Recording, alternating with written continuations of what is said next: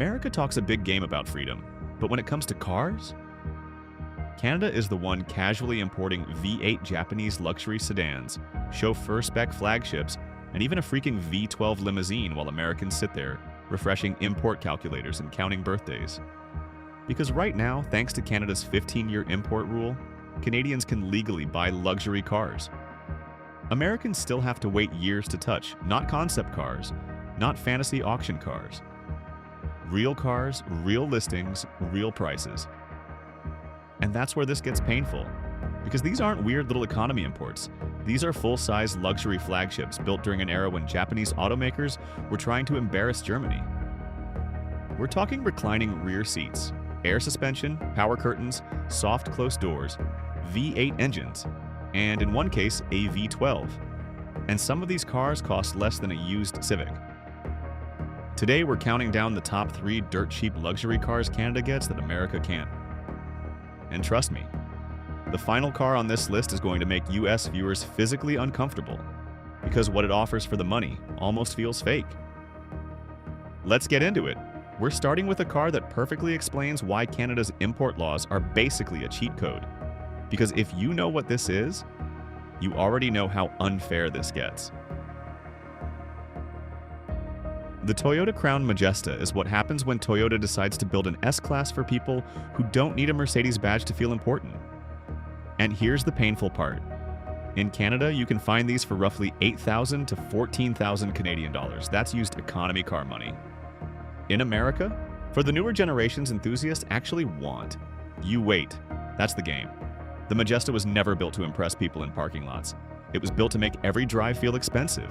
Quiet cabin, absurd ride quality, loaded rear seat features, serious sound insulation, and depending on the generation, either a silky V8 or one of Toyota's smoothest premium drivetrains.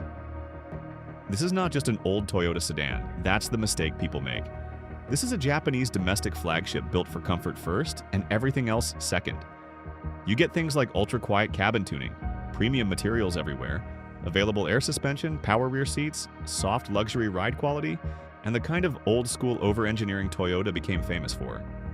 And because it says Toyota instead of Mercedes-Benz, the market simply forgets it exists.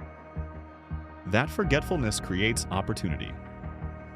Because for used Civic money, Canada gets access to a genuine luxury flagship that still feels special today.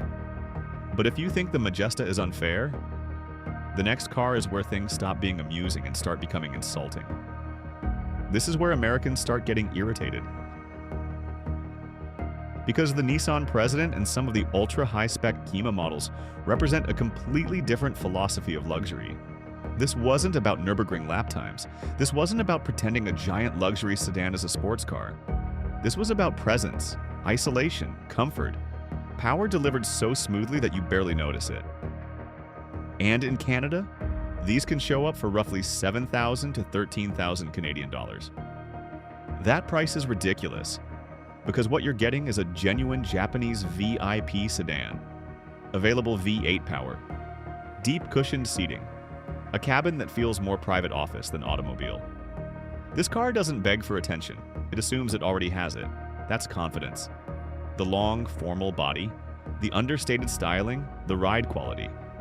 Everything about it communicates one message: I'm not in a hurry. And honestly, that's refreshing, because modern luxury cars seem obsessed with giant screens, fake aggression, and pretending every luxury sedan is secretly a race car. The President doesn't care. It just glides. And that's why people love them. For the price of a forgettable used crossover, Canada gets a real VIP sedan most Americans have only seen in old forums and YouTube videos. That alone would be enough to make this list painful. But now we arrive at the car that completely breaks the value equation. The car that makes Canada's import advantage look unfair. And if you're watching from the United States, this one is going to sting. Yeah, the Toyota Century. Not the old one your uncle vaguely remembers. I'm talking about later G50 era cars, the ones Canadians can legally access years before Americans can. And that's exactly why this car is number one. Because the Toyota Century isn't just a nice Japanese luxury sedan, it's Japan's answer to this question. What if we built a Rolls-Royce for people who think showing off is embarrassing? This car is insane. V12, wool interior, in many examples instead of leather, because wool is quieter, more dignified, and more comfortable in different temperatures. Power rear seating, soft closed doors, power curtains, air suspension, hand-built details, ride quality engineered around silence rather than sportiness. This isn't a luxury sedan, it's a moving ceremony. And here's where things become absurd. Depending on year and condition, you can sometimes find these in the rough range of 15,000 to 25,000 Canadian dollars. Now stop and think about that. Because this is a V12 chauffeur car from Toyota. Toyota, not Mercedes. Not BMW, not Bentley. Toyota built a V12 limousine for its home market. And Canada gets access to 1 year before America can legally join the party. That's brutal. Because at this price point, most people are shopping for a tired German luxury sedan, a generic commuter SUV, or something that mostly sells you a badge.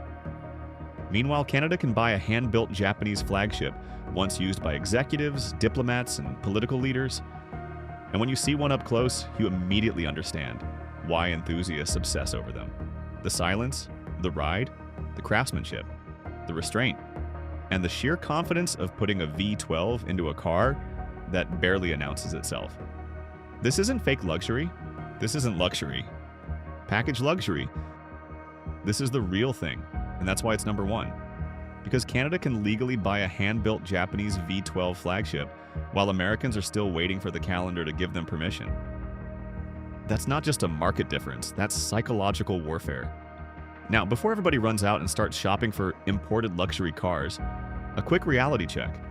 These cars are cheap because most buyers don't understand them. Not because they're bad, not because they're fake, but because imported luxury sedans live in a weird corner of the market.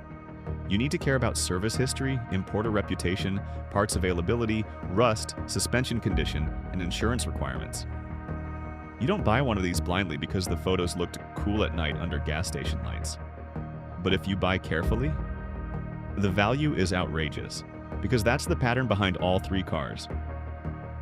The Toyota Crown Majesta delivers flagship Toyota luxury for used car money.